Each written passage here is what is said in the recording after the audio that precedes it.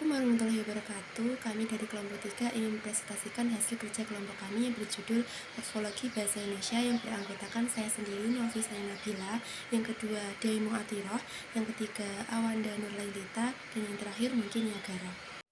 Pengertian morfologi. Apa sih pengertian morfologi itu? Dalam kajian linguistik atau ilmu kebahasaan, morfologi adalah ilmu yang mengenai bentuk-bentuk dan pembentukan kata. Lebih lanjut, Rahman mengatakan bahwa morfologi adalah bagian ilmu bahasa yang mempelajari seluk-beluk kata serta pengaruh perubahan-perubahan bentuk kata terhadap golongan dan arti kata. Morfologi digunakan pada berbagai cabang ilmu. Secara harfiah, morfologi memiliki arti pengetahuan tentang bentuk atau morfos. Morfologi menurut para ahli. Pertama, menurut O'Grady. O'Grady mengatakan morfology is the system of categories and rules involved in word formation and interpretation, yang berarti bahwa morfologi adalah sistem kategori dan aturan yang digunakan dalam pembentukan kata serta interpretasinya. Kedua, menurut Virher, morfologi atau tata bentuk, ada pula yang menyebutnya morphemics, adalah bidang linguistik yang mempelajari susunan bagian-bagian kata secara gramatikal. 3. Bloomfield, morfologi adalah pembentukan kata yang menghasilkan morfem tapi bukan frasa. Kemudian dapat dikatakan bahwa ruang lingkup morfologi juga akan menjamah konstruksi dan bagian-bagian dari kata.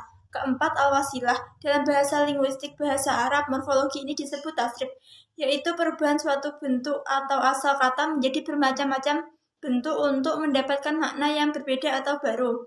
Tanpa perubahan bentuk ini, maka yang berbeda tidak akan terbentuk. Contoh morfologi. 1.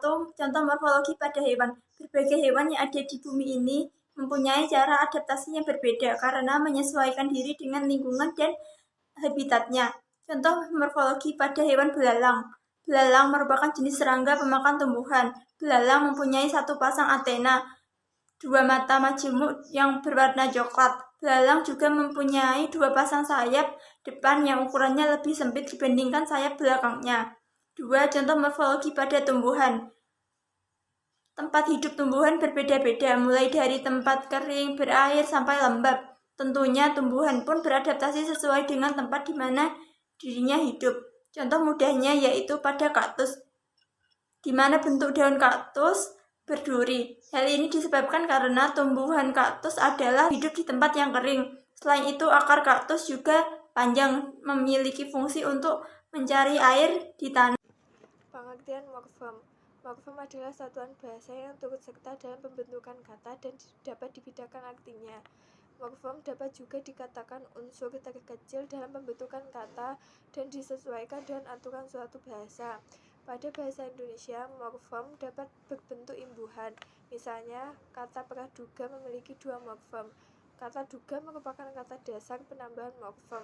Pra menyebabkan perubahan arti pada kata duga. Dalam ilmu bahasa dikenal satuan seperti kata, frase, klausa, dan kalimat. Dalam praktek morfem dapat dikenal dan ditemukan dengan jalan memperbandingkan satuan-satuan ujaran yang mengandung kesamaan dan pertentangan. Jenis-jenis morfem. Yang pertama ada morfem bebas. Morfem bebas adalah morfem yang tanpa kehadiran morfem lain dapat muncul dalam ujaran. Selain itu, morfem bebas juga memiliki makna tanpa bantuan morfem lain. Contoh gedung, kuat, minum, pukul, ambil, potong, dan gali. Yang kedua, morfem terikat. Morfem terikat adalah tidak memiliki makna leksikal, artinya morfem itu tidak dapat berdiri sendiri tanpa bantuan morfem lain. Morfem terkait terbagi menjadi dua jenis, yaitu morfem terikat secara morfologis dan juga morfem terikat secara sintaksis. Afiksi. Pengertian afiksi. Afiksi sering pula disinonimkan dengan proses pembubuhan afiks atau imbuhan. Afiksasi atau proses pembubuhan imbuhan ialah pembentukan kata dengan cara melekatkan afiks pada bentuk dasar. Hasil afiksasi disebut kata berafiks atau kata berimbuhan. Contohnya, me pada motong dibaca memotong, an pada lambai dibaca lambaian. Afiksasi dapat dibagi menjadi 4 macam, yaitu prefiks. Prefiks adalah afiks atau imbuhan yang ditempatkan di bagian muka dasar. Awalan di bermakna suatu perbuatan yang pasif. Contoh, di plus makan dibaca dimakan, di plus buang dibaca dibuang, di plus lempar, dibaca, dilempar. Jika diikuti oleh kata yang menunjukkan tempat, maka penulisannya dipisah. Contoh, di Jakarta, di Tanah Abang. B. Awalan ter. Imbuhan ter menyatakan makna sebagai berikut. 1. Menyatakan sifat. Contohnya, tercantik, terbaik, terhebat. Yang kedua, menyatakan ketidaksengajaan. Contohnya, terbawa, tertinggal. Yang ketiga, menyatakan keadaan telah. Contohnya, tertutup, terbuka, terkunci.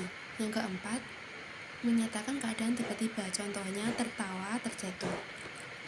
C. Awalan ke.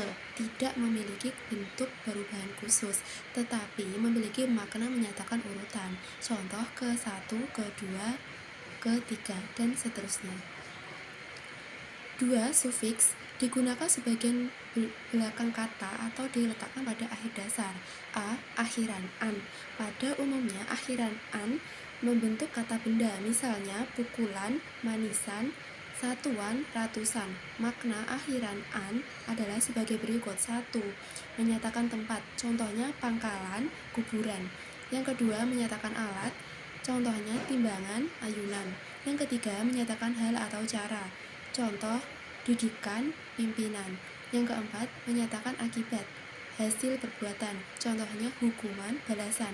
Yang kelima, menyatakan seluruh, kumpulan. Contohnya, lautan, sayuran. B. Akhiran kan dan i berfungsi untuk membentuk kata kerja. Akhiran kan dan i itu merupakan kata kerja bentuk imperatif atau memerintah. Contoh, panas atau kata sifat menjadi panaskan. Kata kerja, panasi atau kata kerja. 3. Konfiks, gabungan prefiks dan sufiks yang diletakkan sekaligus pada awal dan akhiran dasar. A. Me-kan menyatakan kegiatan aktif. Contohnya, mengirimkan, memantulkan, menggembirakan, menelantarkan. B. P-an 1. Menyatakan suatu hal atau perbuatan. Contohnya, pendidikan, pengangguran, perampokan, pemeriksaan. Yang kedua, menyatakan suatu proses. Contohnya, pendaftaran, pembentukan, perbuatan. Yang ketiga, menyatakan tempat. Contohnya, penampungan, pemandian, pegunungan. E. Ke-an. Konfiks ke-an berfungsi sebagai pembentuk kata pada abstrak, misalnya kepandaian, kecepatan, keindahan, kesehatan. Konfiks ke-an memiliki makna sebagai berikut. 1. Menyatakan keadaan, contohnya kedinginan, kesakitan. Yang kedua, menyatakan intensitas atau terlampaui. Contohnya, kebesaran, kemahalan. Yang ketiga, menyatakan agak menyerupai.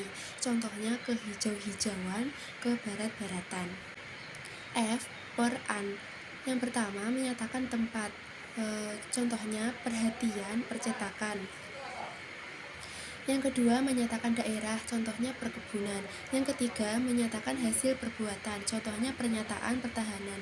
Yang keempat, menyatakan perihal, contohnya peristilahan perhukuman. Yang kelima, menyatakan banyak, bermacam-macam, contohnya peralatan, persyaratan. Yang keempat, infiks. Sisipan atau infiks atau infik adalah imbuhan yang terletak di dalam kata. Jenis imbuhan ini tidak produktif, artinya pemakaiannya terbatas hanya pada kata-kata tertentu. Sisipan atau infiks atau infik dapat mempunyai makna antara lain: A. Menyatakan banyak dan bermacam-macam. Contohnya, 1. Tali temali, artinya terdapat bermacam-macam tali. Yang kedua, gigi gerigi, artinya terdapat bermacam gigi. Yang ketiga, sabut serabut, artinya terdapat bermacam-macam sabut. Yang keempat, gunung gemunung, artinya terdapat bermacam-macam gunung. B. Menyatakan intensitas frekuentif, artinya menyatakan banyaknya waktu. Contoh, 1. Getar gemetar, artinya menunjukkan banyak waktu getar atau gerak suatu benda. Kedua, guruh gemuruh, artinya menunjukkan banyaknya waktu guru. Yang ketiga, getak gemertak, artinya menunjukkan banyaknya waktu bunyi gerak. Yang keempat, cicit cericit, artinya menunjukkan banyaknya waktu bunyi cicit. C. Menyatakan sesuatu yang mempunyai sifat seperti yang disebut pada kata dasarnya. Contoh, 1. Kerja kinerja artinya sesuatu yang mempunyai sifat sama dengan kerja atau sesuatu sifat kegigihan. 2. Kuning kemuning artinya sesuatu yang mempunyai sifat sama dengan warna kuning. Yang ketiga, gilang gemilang artinya sesuatu yang mempunyai sifat sama dengan cerah. Yang keempat, turun-temurun artinya sesuatu yang mempunyai sifat terus-menerus. Yang kelima, tunjuk-telunjuk artinya sesuatu yang mempunyai sifat seperti tunjuk. Alomorf adalah anggota satu morfem yang wujudnya berbeda, tetapi mempunyai fungsi dan makna yang sama. Bentuk alomorf dari beberapa morfem yaitu 1. Morfem ber mempunyai alomorf ber, be, dan bel. A. Ber contohnya bertanya. B. Be contohnya berdagang. C. Bel contohnya belajar. 2. Morfem me mempunyai alomorf me, mem, men, meng, menge, dan meni. A. Me contohnya memetik, merajut. B. Mem contohnya membawa, mempunyai, memotong. C. Men contohnya mencangkul, menulis, dan menyapu. D. Meng contohnya menggulung, mengkaji, menggambar. E. Menge contohnya mengecat, mengemudi. F. Meni contohnya menyapu, menyiram, menyingkir, menyanyi. Sekian presentasi dari kelompok kami. Wassalamualaikum warahmatullahi wabarakatuh.